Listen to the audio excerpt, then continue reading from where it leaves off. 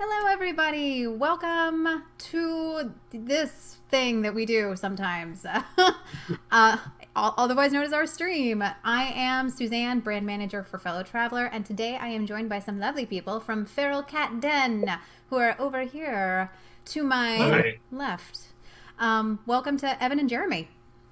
Hi. I'm Jeremy. That's Evan. Yeah. Thank you. Thank you for making sure that I didn't mess that up.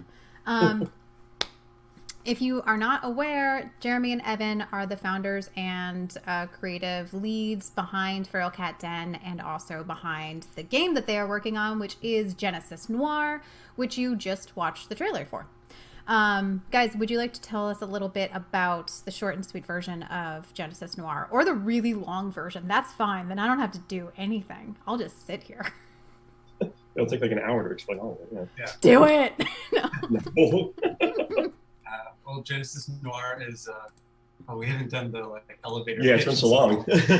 But it's a noir adventure game that takes place before, during, and after the Big Bang. In order to save your love, you have to stop the expansion of the universe. Yeah, it's the. Yeah, that's our. We remembered. Yeah. Yes. Yeah. So you it's a game where you explore across the universe in history and time and play and do little interactions, and it's kind of a point and click adventure game with some tactile, fun little moments. And yeah. I am gonna go over some ground that technically you guys have gone over with us, but never before on the stream. If you all who are watching us today are curious to learn more, there are a couple of blog posts that we have released on the Fellow Traveler blog from these people. There's also a wonderful Kickstarter for Genesis Noir, which is being updated monthly, I have noticed, very impressively. It's hard to do those monthly updates. So we're going to recap a little bit of this information, but just to make sure that you all who are watching us today know what on earth it is that we're talking about. Can you tell us a little bit about the inspiration for the game and how this all got started? So I read Italo Calvino's Cosmic Comics. Go grab it. Yeah, we have all these books just off screen that Evan has to go fetch. Hold for books. Yeah. I love this cover so much. Oh, that's a different version than the one that. Yeah. Is that a brain? I can't see it that well. It's like a very simple planet. Oh, I see. Yes. But they recently published all of Calvino's stuff in this very simple. Oh, sorry. Black and white kind of design. It's all very beautiful. And it's a collection of short stories, and they're all very strange and weird.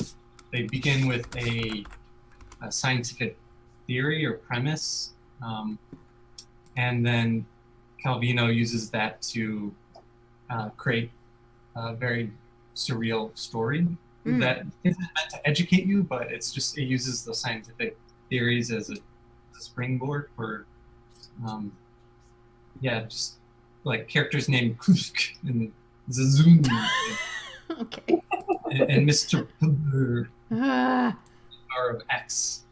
Good job reading those names because I never could do that. Yeah. not with such skill. Like PFR names. Yeah. But it's Sound like very, vaguely Celtic in their annoyingness. Yeah, but they're like characters that are like, oh, they're like atoms, but they like talk about they can speak and they have like families and they're like in this primordial kind of situation and it's like they personify all these like normal like physical kind of things. Yeah. So, but it still somehow manages to be very human. Mm-hmm. Like one of my favorite stories is called The Distance of the Moon. And there's actually a really great Radio Lab episode where Lee Schreiber narrates this story. Oh. And it's about how it starts with a quote saying that when the moon was first ejected from the Earth's mass by a giant like asteroidal impact, its orbit was much closer until it finally settled into its current distance.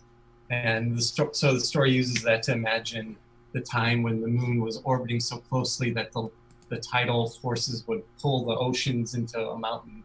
And you could row a boat and like put a ladder, climb onto the moon. Oh. And like the moon's getting further and further away, and these characters are like, very sad about that. And it's just like, did an owl and a pussycat get in a rowboat and go to the moon? Does anybody else remember this children's poem? Is it just me? A little bit. It rings a bell. I think in the sequel. Yeah. Uh-huh. Yes, it's the sequel. Yeah, we both read it and we were super inspired. Kind of like, they've got like a short story structure that kind of they're linked by characters in a bit of a way. Mm-hmm. But they all kind of start off with like a scientific premise, and then it just uses that as a launch pad. So we've kind of taken a similar approach in our game where we have these like quote cards at the beginning that kind of introduce the concept. Yeah. And then they use that as the basis for a kind of self-contained, like each level in the game is kind of a self-contained short story that kind of, and they all work together. Towards the end. And they tell an overarching tale of lots of big concepts based on the little that I actually know. Vision, I guess, it's just a lot of motion graphics. If you guys don't know what motion graphics is, it's, how would you explain it? So our background is working in the New York kind of interactive design world. Motion graphics refers to like graphics that are animated.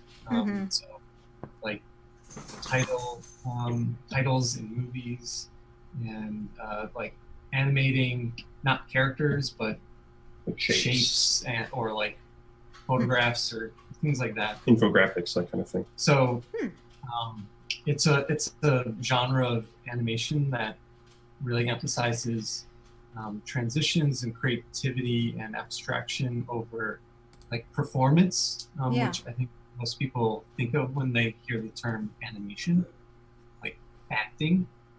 Like Disney. But... Yeah. So motion graphics is the graphic design, of animation compared to like illustration. So to convey an idea, it's less about characters explicitly saying it or like performing it, but trying to convey that through abstraction, graphic design. And so yeah, we've been in that world, which is it's a lot of like advertising kind of stuff, right? And basically you have to condense an idea into like 30 seconds, so it's a very dense kind of world. So kind of wanted to bring that sensibility to animation or to video games. Yeah. Because so many video games are more cinematic or like they rely on dialogue systems and things like that. So we wanted to see what we could do leans on our experience. That is really exciting because, well, we at Fellow Traveler, we do, as you guys know, we do a lot of bringing narrative games that tell the story in an unusual way. And as you say, a lot of the time what people think of when they think of a narrative game is branching dialogue and characters. Right. And not to say that isn't an aspect of Genesis Noir, but what you're saying to me sounds more like telling the story through not body language, but I don't have the right words because I know very little about design, but sort of through movement and this graphic imagery. Right. Which is very cool. I'm trying to find some examples. Our inspiration folder is just so gigantic. Yeah. That, I shudder to think of what your hard drives deal with. This is what motion graphics look like. Like just a good example of like a cool transition or something. Yeah, maybe the buck umbrella. Yeah. Like that was the biggest visual. Yeah, we're totally stealing this whole thing. Yeah. Like a really successful animation that was very influential. It's this black and white spot that my favorite animation studio. Mine too. Is that they created. Yeah, just black and white kind of line art, which is a really striking aesthetic. Yeah. Yeah. So there's a lot. You can post anything into the chat. Yeah, I put a few links. Oh, yeah, nice. Yeah, I see that. Yep. I'm gonna cheat and open this at the same time. Yes. Volume. Yeah, so it's like you usually start with like a voiceover, and then you like storyboard out like just what this guy's talking about. Why am I looking at Liev Schreiber? Because that was the Distance to the Moon story. Oh, okay. The Lab episode that we mentioned. Okay. At the very beginning. Oh, he narrated it? Yeah. Yeah, so it's usually what motion graphics is. It's like a voiceover and then kind of like this animated accompaniment to that. But it's very much like a flowing kind of style. Yeah. With transitions that break the space and, play with scale and perspective and all this kind of stuff. So it's not like a realistic space, but it's more abstract. Yeah. And why didn't like identify, like, there's an apartment and stairs, and but then there's this giant hand with a pen that's like in a window, and the scale doesn't make any sense. So you can like communicate ideas through that sort of contrast, and also confuse people's brains where they go, "What am I looking at? What's happening?" And confuse ourselves. Like the levels that we do a lot of this effects in look really bizarre. Okay. Laying all this out in 3D. It's reminding me of those famous mind-messing images, like the hands that are drawing at themselves. Yeah, and stuff. Yeah. Yes, yeah. You can tell that I'm not an art person. Like, I know the common versions of this. But yes. I'm curious, because we do put a lot of references to famous art in various parts of the game. So I'm curious how many people pick up on that. We can do a pop quiz. Because we both went to school for art and design, and we all took a bunch of art history courses. So yeah, it's kind of in our blood to a bit, to some degree.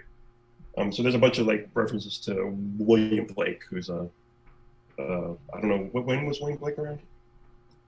The 1800s? Yeah, 1800 religious kind of guy, painter, author as well, poet. Yeah, poet. Yeah. Right. Yeah, he did Jerusalem. Right. He was kind of like the OG indie comic dude. He was making his own like lithographs and publishing his own kind of works, and it was like a mix of poetry and typography and illustration, and they're all like really, really weird. Yeah, it's really surreal. Yeah. Takes on identity. Yeah. A lot of stuff like Book of Revelations monsters and things. Wait, what? Like winged demons. Okay. Oh my goodness. William Blake. Let's see. You mentioned like art design. How long have you both been making video games? This is our first little video game. Yeah. We've made like dumb little things. Yeah. Dumb little things are great. Some of my favorite things are dumb little things. Yeah, so in the past, we've tried to make a gift for all of our friends every Christmas. Mm-hmm. And one year I didn't have any work, so I decided to make a little RPG game engine in Adobe Flash in 2013, back when Flash was the thing that people used. And I pretty much just like cobbled together a bunch of assets from existing games and kind of mashed them up in this weird way. Mm-hmm. And we told a stupid story about Evan getting really drunk and trying to hijack everyone's brain into a computer. Oh. And that was a Christmas gift that we made for people. And that was like the first large kind of project that we had done. Yeah. And I've done a bunch, like when you're working in advertising as a programmer, you tend to make things that end up effectively being games, even though they're just like trying to sell a product. Like I had to do this thing for the Walking Dead TV show, which was like a car customizer for Honda, or Hyundai rather. Yeah. And you could like put zombie parts on your cars and like have it run through this track and see how well your car fared against the zombie horde. And it's like, it's like, it looks like a game. It's a user interface like a game. It's programmed like a game, all that stuff. But it's just, it's not made by a game company. It's made by an advertising company. Mm-hmm. And it's, the gameplay is less important than, just showing all this stuff and having it look good. Because the gameplay is really shallow. Like, each part on your car has different stats. And, if you have a bunch of stats that are good, then you get past the zombie horde. Otherwise, you have to go back and try it again. So it's like really simple, kind of 15-minute long kind of experiences, rather than actual games with like, I'm going to sit here for 2 hours and play through this thing. You were going to say? Oh, you also did that Rubik's Cube Google. It wasn't Rubik's Cube, was it? No. Yeah. Yeah, it was this Google project that Evan did, like the first project he did. Oh.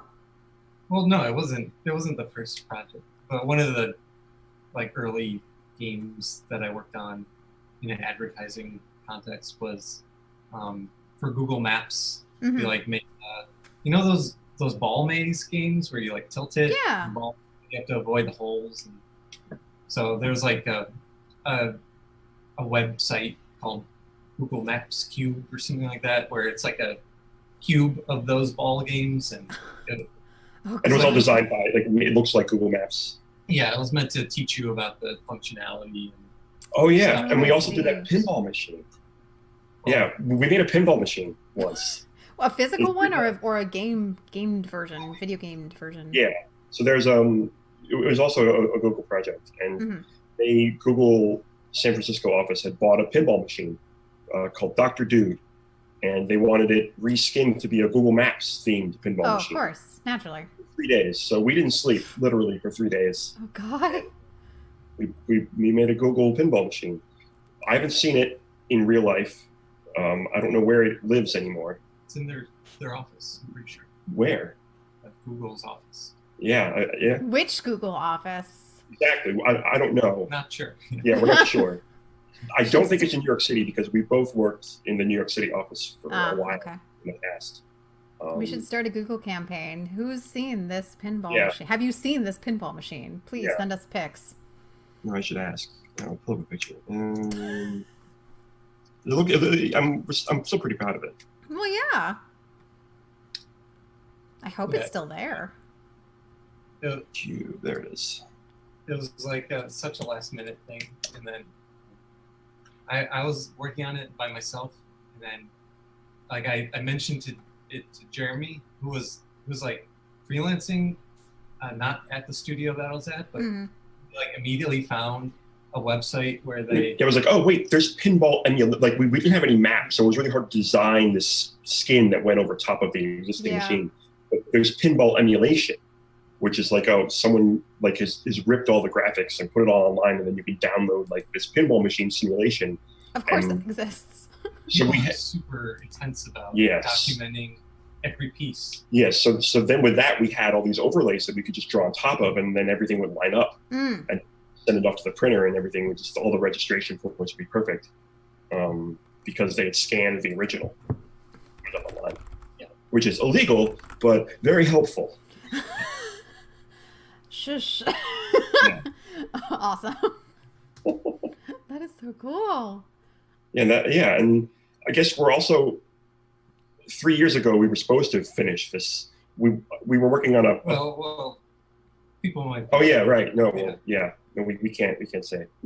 Okay. Another stupid game project that's made for friends for Christmas. Oh sure. We started 3 years ago, and it's way bigger than I ever intended it to become. But that's not this game. How long have you been working on Genesis Noir? God. The idea first came in 2013. Nice. Like, it was just a lot of time doing on it. Yeah. We both had like full-time gigs. So. Yeah, it's always a conversation, especially in the indie game side of things, of, oh, how long have you been working on this or that game? And people say 3 years, 5 years, 6 months, which I hate those people. Actually, like full-time, it's been about 2 years. Right, exactly. Because, it's normal that a project's in the works for ages, but people have full-time gigs at the same time, and you're trying to do something part-time. We took we took 2 weeks off in like 2014 to make a demo. Nice. But that was done in Unity, and now we're in Unreal. So okay. I really like cemented a lot of the ideas. Well, it was a proof of concept. Yeah, because there was some visual stuff that we wanted to do. Yeah. To make sure that was possible. So that was a good time. And we put it on the Take Source, which is for the indiegamesource.com, the forum for game devs. And we just gauged people's reaction, and people were into it, so we decided it was worth pursuing. After that, I had kind of gotten on Twitter and just started like randomly talking to other game developers, and Co-op Mode, who make Nog. Yes, yeah, of course. They were really supportive in our beginning stages. They still are really supportive. They're great, and they were like, "Yeah, you guys should go find a publisher at GDC." This was 2015 or so, and it was like 2 weeks before GDC, and they were like, like they were at a hostel. They were like, "We have 2 spare beds in our hostel. You guys can have them. Yep. Just buy some plane tickets and get over here." Not the most unusual kind of thing that happens at GDC. We looked at our bank accounts. We're like, "Yeah, we can do plane tickets." And I asked for the time off, and I was like, "Yeah, sure, let's do it." So we took the actual demo. Well, we were working on. Yeah, we were working on like the actual game in Unreal at that time, so we had enough to We weren't certain if we wanted to do self-publishing, crowdfunding, go through with a publisher. Yeah. And yeah, they were really great because they really gave us a clear perspective of how difficult to make. Because they're like a similar sized team, like 3 people. Yeah. But they're bigger now, but back then they were like 3 or 4. And they had they had signed a deal with Sony, and we're like, oh, we're doing the business stuff now. So they were really great at the beginning. We both kind of bonded over our love of the Vector Park games, Windowsill, which Windowsill is a really highly recommended game. Yeah. Nice. $3. It's in Flash, so you might have to enable a plugin, but oh, no biggie. We really liked the kind of, we call them tactile interactions, where everything's really responsive. Yes. Like feels like you're playing with an object, and everything. Yeah, it just feels really nice to use. So we kind of aim for that kind of sense of feeling, I guess. Yeah, there's a lot of sort of, I don't know if environmental puzzles are the right way to describe it in Genesis Noir, but you have to sort of navigate the space and figure out how to proceed. This little thing in order to do the thing. Right. Yes, without giving it away too much. Yeah. But yeah, there's a lot of that. Very specific. So we both kind of like, oh yeah, we're both really into these games, and they were really into like, oh, if anyone else is making a game that's like this, then we want to know about it. Yeah. We sent them our 2-week demo, which was just a really short test thing, and they were really into it. and we just stayed in touch ever since. And they convinced us to go to GDC. And right before GDC, like a week before, we just emailed everyone ever. And I had also emailed Felix, the Lego Butts on Twitter. Felix, who does everything, but also is our scout at Fellow Traveler. Yeah. And this was just when she was meeting up with Fellow Traveler. And so I'd send her like, oh, give us some tips for GDC and meeting publishers. And by the way, here's our trailer. And, then a couple of weeks later, she was like, oh, by the way, I've scheduled you for a meeting with Fellow Traveler at GDC. I'm like, great. So we met up there, and that was that. Yay! Yeah. And then there was a year worth of contract negotiations and blah, blah, blah. Oh, sure. Yeah, there's always stuff like that. All the fun stuff. Yeah. No one ever talks about for game dev. It's just running a business. Yeah. Insane. Like, we have to all these tax documents. We have to file for an LLC and get it all official. And yeah, there's a lot of paperwork and behind the scenes.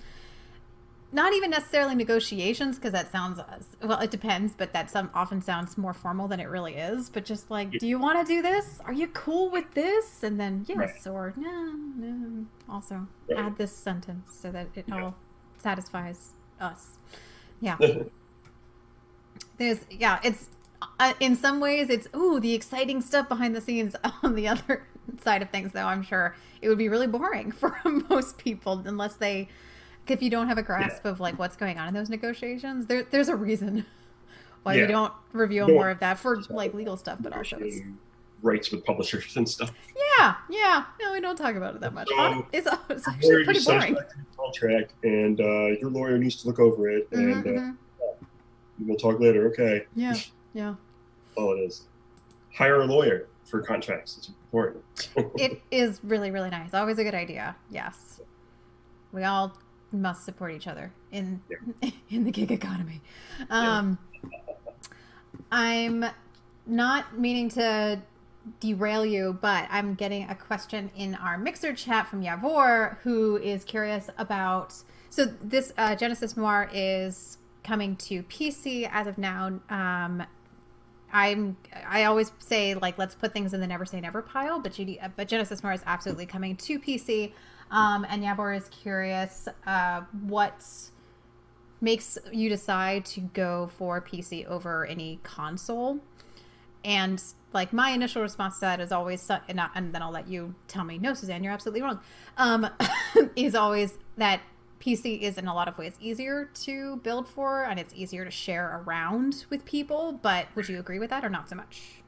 Yeah, at least so far. But when we say PC, we mean PC and Mac. Yes. Desktop computers.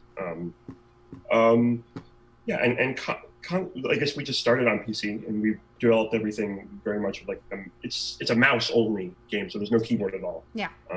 Which we kind of made as a conscious decision, both to make the interaction simpler, and also because this will be easy to move to a tablet or a touch device, or a controller kind of situation later down the line, if we decide to do that. Yeah. Which it's up in the air. We can't comment on these things, I don't think. No, and I encourage you to not. Yeah. But yeah, there's a lot of things that go into it. I mean, this game I feel is actually kind of unique in that you can see how it would happen, but for a lot of games, the idea of using a controller instead of a mouse or a mouse and keyboard or however the input goes is really, really complicated. Especially, our game, I think, we're not doing Monkey Island pixel hunting kind of stuff. Right. So, it's not we're just going to have you drive a cursor around. If we were to do a console version, I wouldn't want it to just be replace the mouse cursor with your D-pad or the analog stick. Especially for stuff like Switch, where you have motion controls, is especially interesting.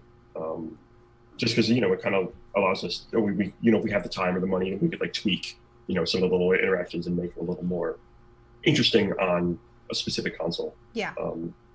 Which is cool. Yeah, it's a nice way to recontextualize stuff. But on PC, it's just it's because you have to pitch to console manufacturers and then get a development kit and get approved, and that's a long process. Yeah. So, and you can't really pitch them without having like something to show. So you have to like make part of the game before you can get a console. Yep. So you don't start on a console unless you're already in with the developer. So like, if you're Joe's Game Studio, you've made 5 games for Super Nintendo, then you already have a Super Nintendo dev kit, so you can make a 6th game just right off the bat. Mm-hmm. Or Joe's Game Studio's first game on Super Nintendo, they had to try it out on PC first, and then send it to Nintendo and be like, here's our idea, here's kind of what it plays like. Give us a bit of development kit, please. Yeah. So we were in that position where we hadn't published anything before, so obviously you have to ask. You have to have something first. We just started on PC, and it's just the simplest thing to continue with. Yeah, absolutely. And there's a lot of like ins and outs. Also, manufacturers, we can't say anything more than that. But yeah. Yeah. Yeah. I also like the PC personally.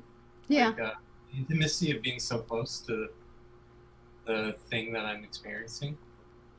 Yes, I never think about the screen being so much further away when I'm playing on a TV because it's so much bigger, but then I realize I have to put my glasses on because I can't read subtitles on the TV, but I can read them fine on Yeah. So I think Genesis Noir could translate to other platforms, but like it seems like these kind of adventure games, intimate solo or single player experiences are really well suited to being on PC.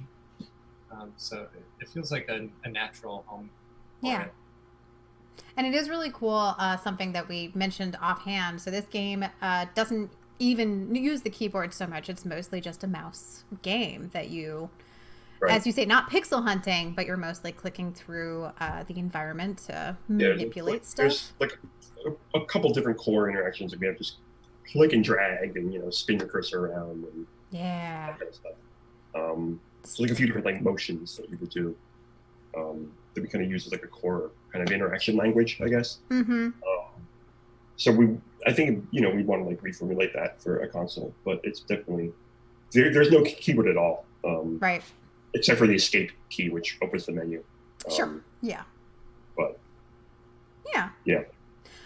Stepping slightly away from that, the art style is super noir and jazzy. I just like saying jazzy, but this is a very jazzy game. You'll notice, like, I can't stop saying jazzy when I tweet about this game. Every time you do it, though, you got to do the jazz hands. Jazz hands. Yes.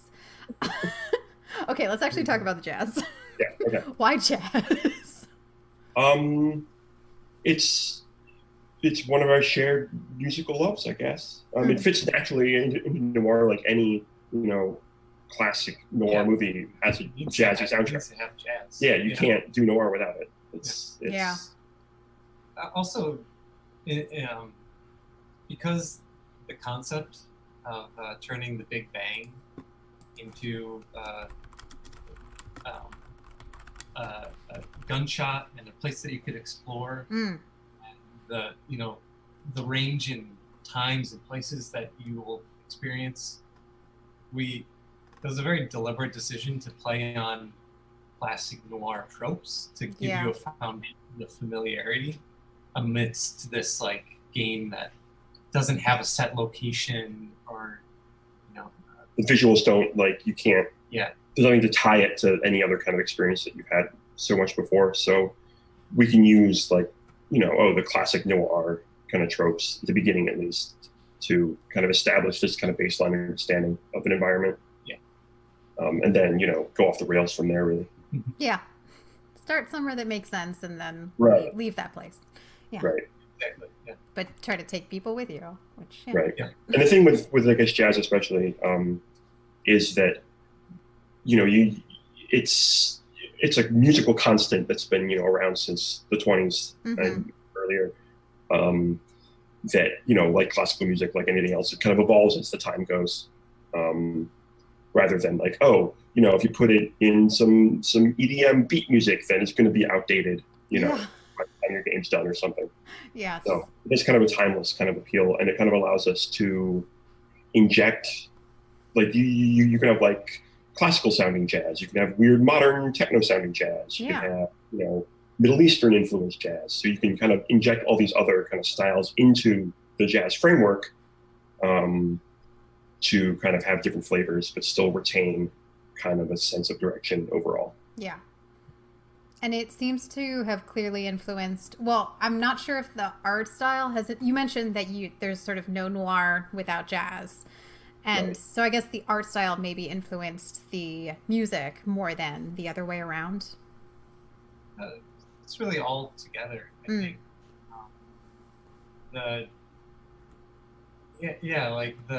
It just, everything felt natural and things that we're interested in. There was never a question of like, is it not, like, we never asked what the soundtrack was going to be. It's just, oh, it's jazz. Yeah. Yeah, and of course. So we don't mean to say that it's only specifically jazz. Sure. Traditional jazz. No, it's pretty weird. So Skillbard musicians that we're working with, they're like extremely They're talented people. They're magical boys. And, Oh, yeah? They made a point of, like, when we were talking to them about joining the project, about like wanting to make weird things. We're like, Yeah. Yay! Yeah. People who want to make weird things are the best. Yeah, they're really good collaborators. Tell me to stop talking about this, but are you able to talk much about the musicians, or is that something we'll save for a later time? We can. I mean, we don't have any about Skillbard, or like live musicians. They're still working on it, I think. Yeah. But I think they have some, but we don't know the names at the moment. Sure. Okay. We keep thinking about like, oh, they're gonna like do a recording session. We keep telling them like, get photos and video. And everything. Yes, that's so exciting. But Okay. because everything's still kind of in flux, I imagine at some point, they're gonna want, like, we have like, oh, this like synthesized saxophone sounds. So they mentioned wanting to, but once we button everything down, then they can go and record an actual saxophonist.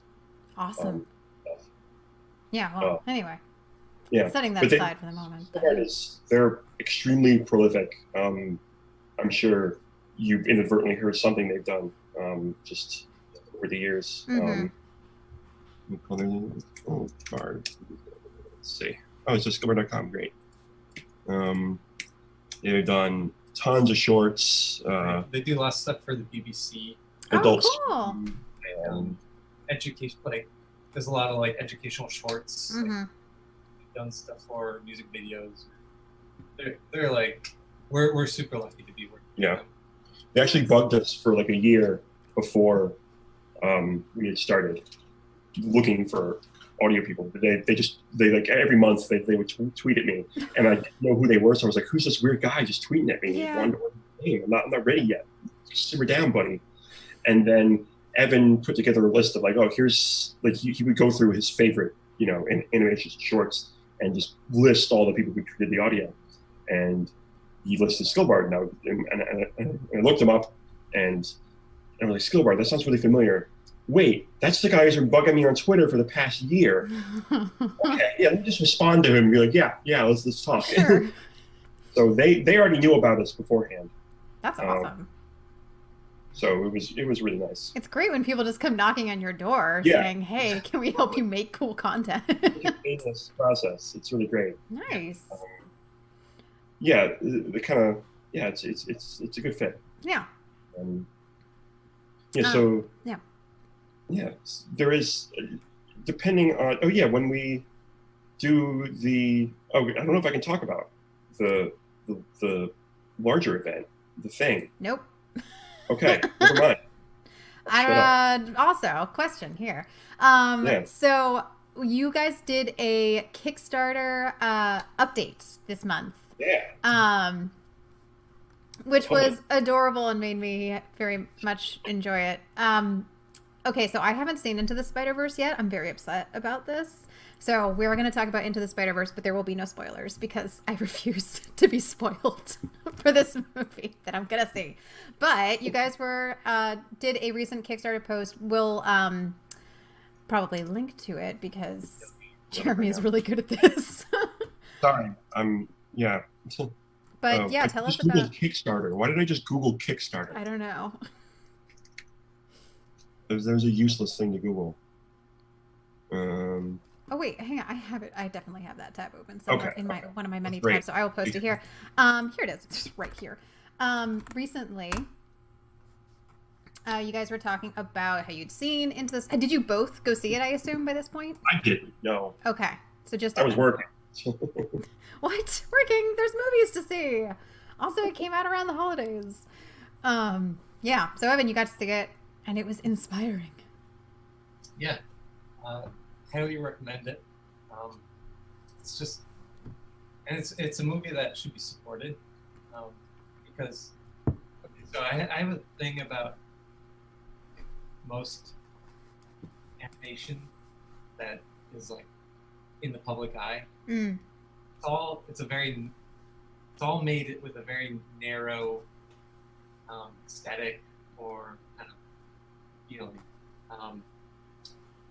Like Pixar or DreamWorks or whatever. It's all very smooth and clean, and you don't like the medium. Yeah. So animation is capable of so much, and not that there's anything wrong with Pixar style or Disney style, but it's like the one that's sort of taken over. Is that the idea? Like the one style? It's like the one style that's sort of become almost the norm. Is that what? Yeah. Okay. Yeah. Storytelling, visual style, like there's a couple schools that are pretty dominant, and in terms of CG animation, it seems like for the most part, the Pixar style has kind of had monopolized animation. Yeah. It's super exciting to see some more variety, some more experimentation, and, like by Phil Lord and I forget the name of it. I guess the other stylistic thing we can mention is like there's kind of like this super fluid style you'll see in games like Grease. Yes. And motion graphics in general, where it's like everything is just buttery. It's gorgeous, but it's butter. So we're kind of like taking the opposite approach, I guess. Yeah. Like limiting the. Yeah. So in animation history, there's like full animation and limited animation. Full animation, like Warner Brothers, early Disney, when animation was very high budget. You know, they would make it and screen it for a movie, and then with television coming up, budgets for animation kind of dropped, and animation was being put in a serialized form, and that required much. It's an enormous limitation. Animation's an extremely intense, like expensive process. Like studios like Hanna-Barbera, UPA, these kind of places took animation principles that were created with like high budget in mind, with a lot of labor effort, and tried and like kind of just remove some frames. Well, no, it's not just removing frames, but it's like a different thinking behind animation. Right. So what can you accomplish without drawing 24 frames a second? I see.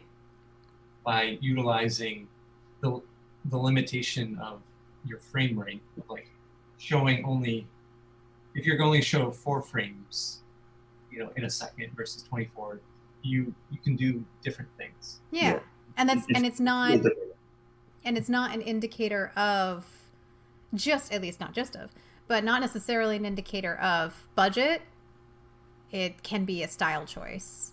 Right. Because if you think about it with budget, this is a very me example, but Disney's Hercules right, compared to Hercules, the animated TV series, right, which was a different studio, obviously, making it, but one looks that I think what you're saying, again, I am very much a rube when it comes to graphic design and animation and that kind of thing, but Disney's stuff is very fluid and has a lot of money and work into it, and the TV version is very less polish.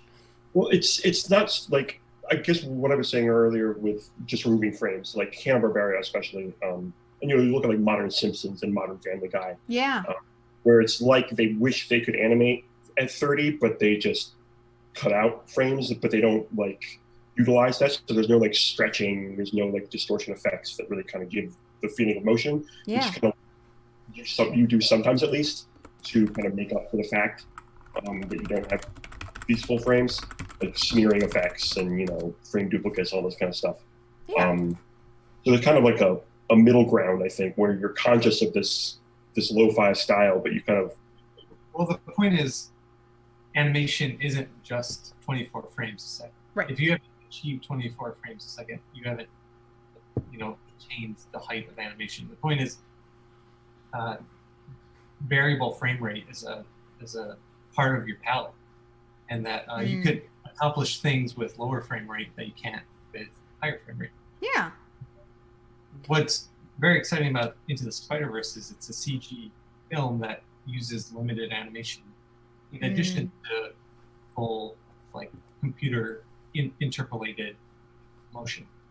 So they'll have a camera shot, and the camera, the background will be moving at 60, but the characters will be animated at 5 or 6. That sounds sort of like a scene that we see in the trailer for Genesis Noir in the bar, where the camera is slowly zooming in on our lady singer. Right. But the people in the bar are moving in that, not as smoothly as the camera is. Right. Interesting. Yes. Yeah, it's definitely it's both kind of a. We kind of did we start doing it as just a stylistic choice, or did we start doing it as just we don't have the time? Well, it's both. Yeah. Yeah. It's very much a conscious production decision to make a game that we can simple visually, in terms of color. Obviously, we've reduced the amount of color quite substantially. The characters and line work is pretty pared down, and same thing with our frame rate. And this all happens to work in service of telling the story as well. Yeah, because it is a noir setting, so it makes sense for everything to be kind of dark shades of blue and gray and other colors, but kind of gradient. Yeah, but also, then you also don't have to deal with a bunch of colors. Now we can focus on this kind of unique aesthetic rather than, we're trying to make something hyper realistic. And we're a small team, so we don't really have the budget or the time to, really dive into making a game that looks like a Call of Duty or looks like I guess The Witness really surprised me because they have a high fidelity aesthetic. Yeah. But it was also made by a couple people. Right. Right. According to what I've read, at least. Well, they balance that because there isn't animation. Right. Yeah. Yeah, and then Eastshade just came out, and not our game, but Eastshade. That's the landscape painting game, which does, although I believe it's also a very small team, that they use a very, glossy, sort of, I don't want to say Skyrim-esque, but it's kind of Skyrim-esque because it's a big fantasy world.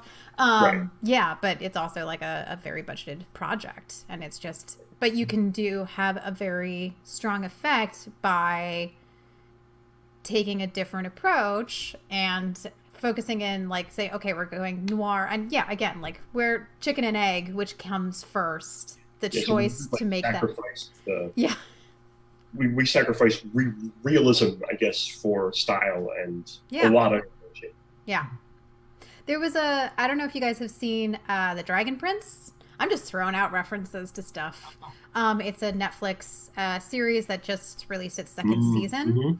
And I remember when the first season came out, there was a lot of conversation. Again, I have no affiliation with this game, with this show, about how they, I don't know, frame rate is the right term, but the graphic style was very Is it CG or not? Yeah, it looks like CG. Yeah. Yes, sorry, it is. I think it is CG. Yep. Yeah, it looks good. But it does have kind of almost a frame rate. It's not a frame rate drop, but it is that style. It's I think they're using. It looks like they're using 3D models, but they're doing the Spider-Man kind of style where they're, animating on tubes or whatever. Yeah, which I love, and then audiences have been mixed. Some people love it. Some people go, this isn't what I'm used to seeing. It's different. Right. No one ever said. I've never seen anyone say, "Oh, I don't like it." They've just been going, "It's different." It's not what it's really clear. Like, oh, that dragon was like, yeah, no, there's some really clear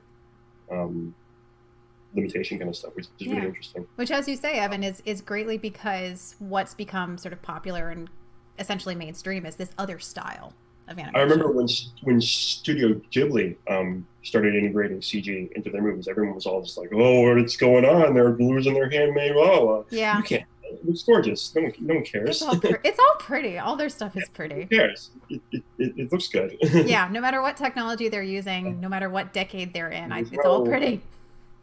Being a purist in a medium, it seems like a kind of, I don't know, a retrograde kind of attitude. Yeah. Okay, so we could talk about this forever, but to bring it back a little bit, we're just about out of time for our chat today, but I wanted to have you guys tell people watching where they can find you, where they can learn more about Genesis Noir, and if there's anything, I actually don't know if there's anything new that you guys want to tell people, but if there is, let's do that now. We're at genesisnoirgame.com, which I'll put a link in the thing. I'm on Twitter at JablesJables, which is this there. Very nice. Yeah, we're also on Twitter at Genesis Noir Game. There's links for all the social stuff in the website. We do a monthly Kickstarter update, which sometimes goes to the public. They're usually pretty long and involved. They've been getting longer and more involved. Which I love writing these things. I really do. So it'd be nice if we had like a blog to put them in, but whatever. Anyway, other stuff to announce that we're allowed to announce. I don't think so at the moment. Yeah, we're just building a game. Just keep on keeping on. Yeah, the game is also on Steam, so if you want to wish list it, you can wish list it on Steam. You can check it out on Kickstarter. Those are the main places that you can find it. Yeah. And more will be forthcoming. Yes. Stay tuned. Stay tuned for more awesome is my go-to tagline. Yes. Awesome. Thank you both for joining me today and talking a little bit about the game and diving deep into art stuff. We will probably do it again because I'm pretty sure we only scratched the surface. But yeah, so Evan and Jeremy, thank you so much for joining us today. Thank you, everyone watching, for hanging out with us for a little bit and asking your questions. That is always lovely. If you have questions that you didn't get to ask today, you can join our Fellow Traveler Discord, which is discord.gg/Fellow Traveler. Traveler has 2 L's in it because Australia. And you can actually find... Wait, is it... One of you is in Discord? Yeah, I am. Okay, Jeremy is. I couldn't remember. Yeah, Evan is too. Evan is too. Okay, sorry. I'm not sure I've got you in the dev chat. I need to check on that. But yes, so you can find these lovely people in the Genesis Noir channel on our Discord. So you can tweet at me. I'm very responsive. So yeah, whatever. Yeah, awesome. Good. Well, thanks everybody for watching, and we'll see you next time. Thanks. Bye. I wasn't ready to leave. There we go. Bye.